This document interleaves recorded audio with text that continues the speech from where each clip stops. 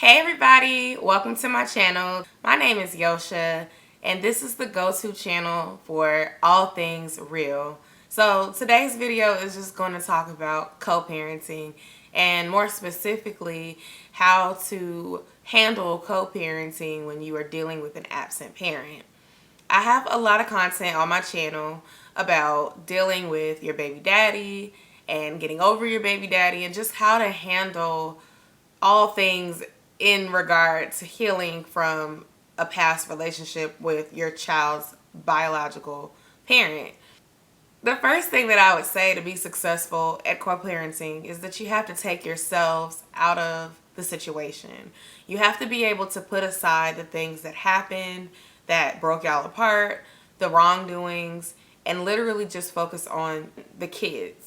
The problem is sometimes after a breakup or after a situation is over, as far as romance, one parent may not be at the level of maturity that the other one is. There are some people that feel like they don't want to do anything anymore if they can't have the romance part of it, whether it means that one person is saying, I don't want to be intimate anymore, I don't want to be in a relationship anymore, but I do want to successfully raise our kid or our kids together. Whether that mean that, the child's parent was not necessarily in a relationship to begin with, but they were benefiting in some other way. That was a boundary that was being crossed when you all were in a relationship or situationship, and now that has ended. You literally have to be on the same page to co-parent. Doesn't mean that y'all have to be best friends. It doesn't mean y'all have to follow each other on social media. It doesn't mean that you shouldn't date anybody new. It just means that when it comes to the values of raising kids, y'all have to be on the same page. And y'all have to have the same mindset of, my child comes first and my child is a priority. If the two of you do not have that same mindset, then it is going to be difficult to co-parent. To elaborate and kind of bring some of myself into it, I felt like, I could talk on this because I've been through this myself. Once I decided to move forward after many chances, after many years of relationship issues with my son's parent, it just got to a point where he ghosted. Although he was attempting to reach out at the very beginning, it was not in the intention of my son. It was more so like playing games, trying to be intimate again, flirting, and then it got to the point where it became harassing behavior because I was not responding to the messages. And he went as far as to send a video of us doing things, and that had nothing to do with us co-parenting. So I decided to not respond to anything for a very long time because I didn't feel like that behavior was acceptable, and I didn't think that it was the right thing for me or my child to be exposed to. Now, I did decide, after that time passed, that I could allow him to be a part if he would be consistent and make the effort. When I was in a relationship with his dad, I did a lot of the effort, okay? I put forth much of the effort, meaning like I would come to him. I would bring our son to him. I would go to their house. I made the effort for him to see his son, and he made the efforts to do the things that were important to him.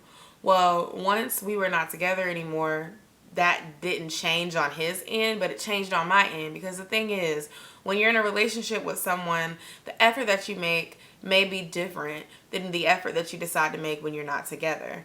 He was making the same level of effort as far as seeing his son, but once I wasn't his girlfriend anymore, I decided to focus more on my own personal healing, career. I just didn't have time to be running behind him and what he may or may not be doing. So respectfully so, things are going to change when the two of you are not together. However, my priority towards my son never changed. His didn't either, because he didn't make more of an effort to be there. So that goes into my next point about how if they don't make an effort and it becomes a time or a place where you can't make the same level of effort either, don't blame yourself, because at the end of the day, you have to do what's best for you and your family, and that's you and your children or you and your child. So if you can't go out and give rides and drive an hour away, or, put gas in the other person's car so they can see them, you can't blame yourself for that, because at the end of the day, it is not just on you to make the relationship work. That is something that I had to accept and forgive myself for. I know a lot of single moms blame themselves and they feel like if they don't do X, Y, and Z, it's their fault that it didn't work out. But at the end of the day, y'all are both grown adults. Y'all are both parents to this child, and it cannot just be on you. The main takeaway I want y'all to have from this, and I think the most important point, is to love on your child unconditionally. You're going to have to work with what you got to get what you want. So if your child's father is not doing what he is supposed to do as a parent, you cannot make him. He has to want to do it. He has to want the relationship, just like he wants the other things that are prioritized in his life. So if he is not doing that, you have to make it your priority to make sure that your child feels the love from you and the people that you bring around your child. If you have a new boyfriend, if you have an uncle, if you have a brother, a male cousin, any male figure that you respect, it could even be someone in your church or a mentor or someone from work, a close friend. You got to put those people that you trust around your child so that they can see positive male figures, especially if they're a boy, because you can't give them that because you're a woman. And it's important for women that are raising little girls too. That way they don't grow up and seek attention from other little boys because they feel like they didn't get it from their dad. No one will ever take the place of someone's biological parent, whether it's a stepfather, whether it's a new boyfriend, whether it's a new girlfriend. No one will ever take the place of someone's mother or father. But you have to work with what you have, and you have to also normalize. Don't let your child watch what they're seeing on TV or around them, what their friends are saying. Don't let them make them feel bad about the way their family is. In the 2000s, you're seeing a lot of different types of relationships. And, it's diverse, and it's not just husband, wife, kids. There's a diverse family dynamic, and there's sometimes not going to just be the cookie cutter white picket fence family, and that's okay. And you have to make sure your kids feel like that's okay if that's the cards that they're dealt and that's the way it's going to be, so that they don't feel like they're less than and they don't have what they need because the parent is absent.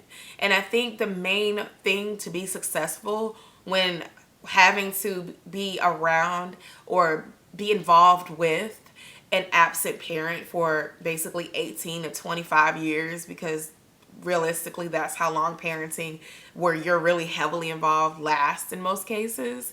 You just have to focus on what you can control. You couldn't control the man when y'all were together. You're definitely not going to be able to control him now that y'all are not. So it will be his karma. You can't focus on what he doesn't do, what he won't do. It is frustrating because you don't have that choice to turn on and off parenting. That has been something that has bothered me for a long time. But I had to realize, when I made the decision, knowing the circumstances, knowing that he was not a reliable person, but I still loved him, that's kind of what you deal with. And I think as long as you take that information going forward so that you're not having the same mistakes, you will be just fine. There's some people that make the mistake more than once, and it's okay. You can be just fine too. But at the end of the day, you just have to really see it for what it is. I think a lot of people get caught up on love and how they feel, but you have to go beyond your feelings and think about the bigger picture, the long run. If you're dealing with somebody that was not reliable, it can be difficult for the two of you to co-parent. And so I give this advice to just encourage you as a single mother or as a mother that has moved forward and you may have a new relationship, but you're dealing with that, to just pray about it and move forward with your life. And don't blame yourself for what isn't happening, because at the end of the day, you can only control what you bring to the table. So I'd love to hear your thoughts on this subject. Please comment down below. Remember to subscribe to my channel if you're not already here and getting the alerts. And if you want more content like this, be sure to check out the playlist below. Thank you so much for watching, and I'll see y'all in my next video. Bye.